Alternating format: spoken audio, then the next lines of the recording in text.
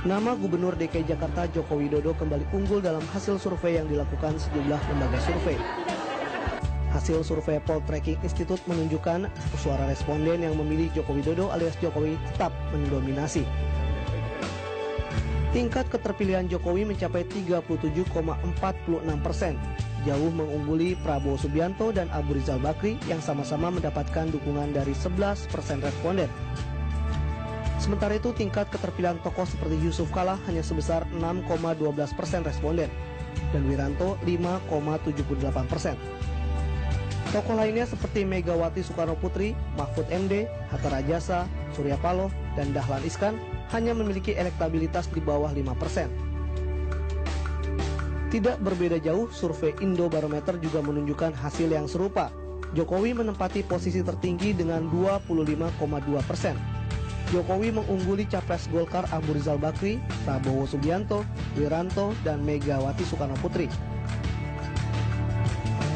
Meski Jokowi unggul dalam berbagai survei, hasil ini justru dikhawatirkan pakar psikologi politik Hamdi Muluk. Menurutnya, kondisi ini tidak sehat bagi demokrasi, sebab tidak mendidik masyarakat memilih yang terbaik dari calon terbaik. Hamdi khawatir telah terjadi krisis kepemimpinan, sebab Jokowi melenggang sendirian tanpa ada perlawanan berarti dari kandidat lainnya. Namun apakah benar memang tidak ada kandidat atau penantang tangguh bagi Jokowi? Dan untuk membahas hal ini di studio telah hadir pengamat politik Ikrar Nusa Bakti serta Ketua DPP Partai Demokrat Ruhut Sitompul. Selamat siang Pak Ruhut, Pak Ikrar. Selamat siang. Iya, kalau kita lihat ini Pak Ikrar bahwa memang tadi Jokowi adalah calon tunggal begitu ya yang cukup banyak diminati, dan kalau Prof Hamdi tadi mengatakan ibarat menu favorit begitu, banyak difavoritkan oleh masyarakat. Tanggapan Anda? Ya, kalau itu memang muncul, saya pikir itu fenomena yang biasa ya.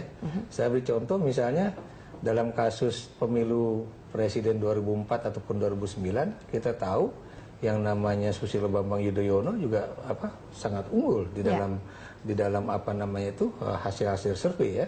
Dan itu memang tidak bisa dilawan oleh calon-calon presiden yang lain ya. Dan apakah kalau demikian kita katakan bahwa ini berbahaya buat demokrasi? Kan enggak juga. Saya beri contoh di tempat yang lain ya. Saya beri contoh misalnya dalam pemilu presiden di Amerika Serikat pun ya, terlepas dari pertarungan itu memang berasal dari bawah ya. Tapi kan Anda juga tahu, begitu Partai Demokrat tahu bahwa tidak ada calon lain di dalam Partai Demokrat yang bisa mengungguli Barack Obama, makanya kemudian dia tetap menjadi calon presiden dari Partai Demokrat. Demikian juga di dalam Partai Republikan juga demikian ya. Artinya mereka itu mencari siapa yang kira-kira bisa mengungguli Barack Obama. Demikian ya. Gitu. Jadi hal-hal semacam itu buat saya biasa dan tidak harus dikatakan sebagai berbahaya untuk demokrasi. Demokrasi itu menurut saya berbahaya kalau misalnya seorang presiden itu apa yang diucapkan dan juga dilakukan itu memang dianggap benar oleh masyarakat. Seperti titah presiden ya, itu ya. Jadi tidak ada misalnya misalnya badan pengimbang seperti legislatif ataupun yudikatif, tapi dalam sistem politik Indonesia yang sekarang sejak era reformasi itu seorang presiden tidak mungkin menjadi diktator seperti pada masa Orde Baru atau pada masa Orde Lama. Baik, Pak Ruhut, kalau kita lihat, apakah Anda setuju jika kalau dikatakan Jokowi saat ini sebagai calon tunggal begitu yang memang digadang-gadang masyarakat, diidolakan? Saya rasa enggak juga. Apalagi kita semua tahu kita negara hukum, ada dasar hukumnya, kaitan dengan undang-undang Pilpres ya, mengenai 20%. Mungkin kan masyarakat itu nggak tahu itu. Itu yang pertama. Yang kedua, dibilang juga dia sudah tidak ada sparring partnernya lagi, kan karena yang belum selesai. Partai kami kan belum selesai. Betul. Nah, nanti pasti yang baik dari sebelah situ ya, saya rasa bisa mengimbangi, nggak ada masalah. Udah itu begitu juga. Saya nggak tahu ya, karena memang sudah putus kayak Golkar, Pak Ical, ya. PAN Hatta Rajasa, Hanura sudah juga. Hanura Pak Wiranto. Tapi kan misalnya kayak PKB antara Mahfud dan Roma Irama juga belum kan? PKS pun sudah melakukan PKS pemilu juga raya begitu ya. Jadi belum. Kita sabar aja. Baik. Nah ini Pak Ikrar, kalau kita lihat sebegitu Jokowi diululukan atau memang digadang menjadi capres di 2014, apakah hanya ini salah satu atau satu-satunya tokoh tunggal, dan ini diibaratkan kita punya krisis kepemimpinan begitu, tidak ada sosok yang mungkin mungkin bisa menjadi andalan begitu selain Jokowi? Begini, ini yang buat saya juga penting bagi masyarakat semua ya, bahwa apa namanya itu, seorang pemimpin itu memang bisa lahir dalam situasi yang emergensi, ya, atau dalam situasi yang memang memang mengharuskan dia muncul. Saya beri contoh, misalnya Bung Karno muncul sebagai presiden pertama, Pak Harto sebagai presiden kedua ya, atau sekarang Joko Widodo sebagai calon presiden 2014 dari PDIP, yang masih juga kita juga bertanya-tanya apakah benar dia akan menjadi calon presiden, apakah Megawati tidak ingin jadi calon presiden juga. Ya, semuanya itu kan tergantung karena di-endorse oleh PDIP ya. Betul ya. Jadi itu yang harus kita lihat, dan kemudian harus kita perhatikan juga ya. Sekarang ini kan masih baru calon presiden dalam artian dia tunggal, tapi dia belum dikaitkan dengan calon wakil presidennya. Ya. Jadi saya beri contoh misalnya, apakah kalau Jokowi disandingkan dengan siapa, itu kemudian elektabilitasnya naik atau turun ya. Demikian juga Hatta Rajasa, Prabowo Subianto, Abu Rizal Bakri dan sebagainya. Itu juga belum ada di dalam hasil-hasil survei itu. Ya, dan ada juga jangan lupa ya. Ini yang saya juga khawatir ya, kalau misalnya nanti lembaga pemilihan umum ya, yang dalam hal ini adalah KPU, itu independen atau tidak ya. Lembaga-lembaga birokrasi pemerintahan itu juga independen atau tidak ya.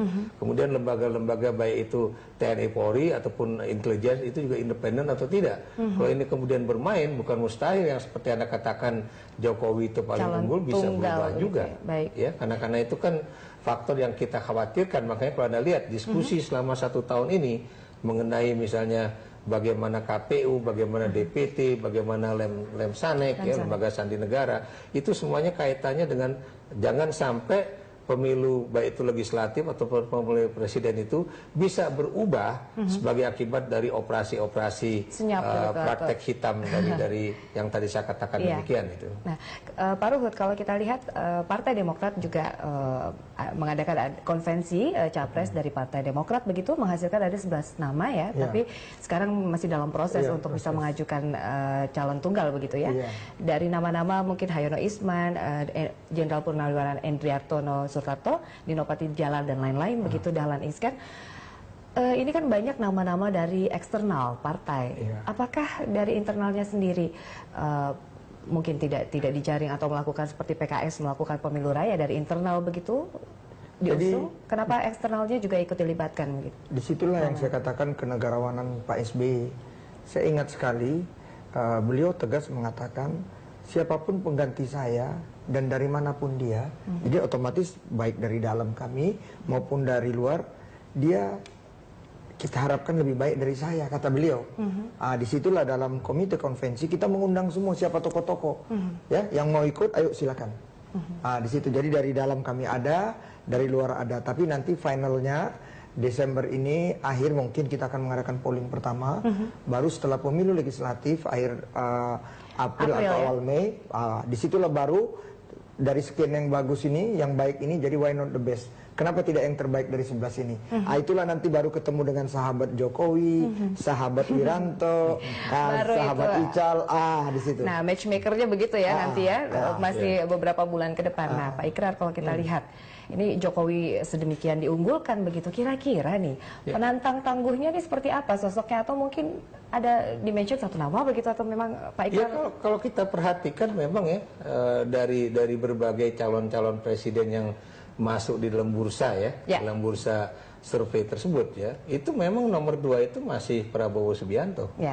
Dan Anda juga tahu sebelum nama Jokowi muncul, orang yang paling ditokohkan itu adalah Prabowo Subianto, karena Prabowo Subianto dianggap sebagai suatu sosok yang berbeda dengan SBY misalnya, berlatar belakang militer jadi begitu ya? Misalnya sama-sama berlatar belakang militer, kemudian satunya tegas, kemudian katanya juga satunya berani mengambil risiko dan sebagainya ya. Tapi begitu nama Jokowi muncul, itu putus juga Prabowo Subianto ya. Dan Anda juga lihat kriteria dari calon presiden itu juga berubah.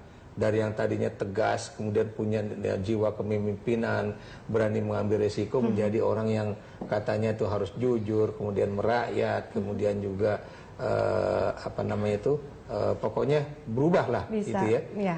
Tapi yang saya juga sangat sayangkan bahwa kita hanya bicara mengenai calon-calon presiden, tapi tidak apa kira-kira program yang akan mereka jual, ideologi apa yang akan mereka pegang ya. Dan buat saya itu juga sangat penting ya. Jadi jangan kemudian kita hanya bicara mengenai calon-calon presiden aja tanpa kemudian kita memahami program, dan program itu juga akan terkait dengan ideologi baik itu partainya maupun ideologi orang tersebut. Gitu. Pak Ikrar, Pak Ruhut, kita akan lanjutkan di segmen berikutnya.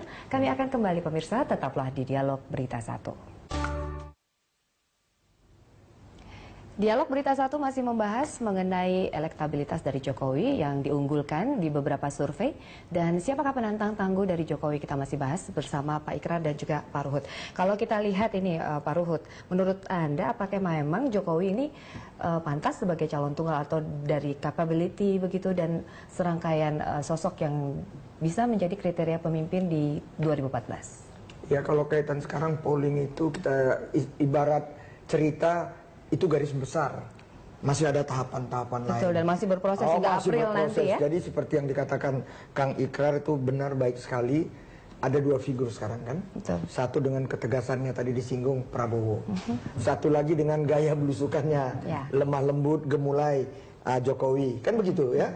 Tapi dari 11 saya juga punya berlian kok.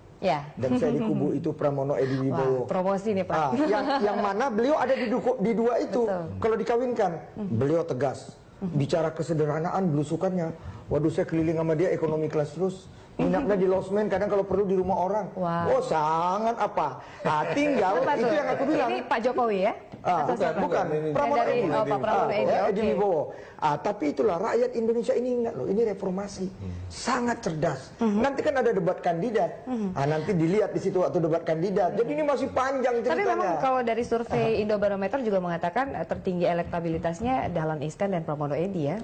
Tapi itu mungkin apa? Tapi masih panjang. Masih panjang nanti ya. April akan diumumkan gitu. April akhir atau Mei awal. Ya. Nah, kalau kita lihat Pak Ikrar, sebenarnya sosok pemimpin di 2014 mungkin kolaborasi dari pendapat masyarakat remaja, kaum muda, kaum tua begitu. Apa sih yang didambakan dari calon presiden di 2014? Ya, buat saya sih memang karena memang persoalan korupsi itu menjadi pangsa pemberitaan media yang begitu tinggi ya. Itu yang makanya menyebabkan mengapa kriteria kejujuran itu menjadi suatu yang paling tinggi pula. Diprioritaskan begitu ya Pak? Tapi kan Anda juga tahu bahwa kenapa demikian juga, karena elit sekarang, maaf termasuk teman-teman beliau di parlemen itu sangat elitis, makanya faktor yang kedua adalah merakyat. Ya kan? Itu ya. Dan kemudian Anda juga tahu faktor tegas itu juga tetap ada walaupun itu nomor 3, dan kemudian faktor kepandaian itu juga di bawahnya. Karena kejujuran itu jauh lebih penting dibandingkan dengan Anda pandai. Anda pandai kalau kemudian suka menipu orang, Anda pandai kalau yang sering terjadi malah. Nah, itu bagaimana kemudian nasib rakyat. Jadi hal-hal semacam itu yang buat saya tadi saya katakan terjadi penjungkir balikan kriteria di mata publik. Tapi lagi-lagi semuanya kan juga harus bermain dalam suatu sistem politik yang berlaku pula ya. Itu yang saya bilang bahwa menurut saya lagi-lagi semuanya sangat tergantung pada bagaimana nanti sistem itu berjalan. Kalau memang sistem itu berjalan dengan baik, ya mudah-mudahan ya semuanya juga akan berjalan dengan baik pula. Nah, persoalan yang lain pula tadi Bung Luhut mengatakan mengenai presidensial threshold. Sampai detik ini Mahkamah Konstitusi belum menentukan. Apakah itu 25-20 betul. Ataukah kemudian masih menjadi perdebatan. Di anggota Dewan juga masih memperdebatkan hal itu ya di beberapa kalau partai. Di Dewan sudah 30, tapi ada yang minta judicial review. Udah itu. Jadi belum lagi kan calon independen kan tidak bisa presiden, harus didukung partai. Jadi masih panjang nih. Tapi kira-kira kalau dari beberapa nama di konvensi Partai Demokrat untuk Capres 2014, sosok seperti apa memang yang nantinya akan digadang-gadang oleh Demokrat begitu? Kriteria yang diinginkan dari kalau Partai kami, Demokrat. Pertama, melanjutkan kepemimpinan Pak SBY. Itu kita garis bawahi, karena apapun kita mesti lihat. Apapun orang boleh bilang apa, dunia internasional sangat menghormati, mengakui bagaimana sosok dan apa yang dilakukan Pak SBY. Begitu juga kita sebenarnya. Tinggal ya inilah demokrasi kan, Pak SBY sangat menghormati demokrasi, dikedepankan, selalu mengajak kita semua, kalau kami di partai ini siapapun nanti jadi presiden, kita harus siap menang, tapi juga harus siap kalah. Jadi siapapun itu nanti janganlah diganggu.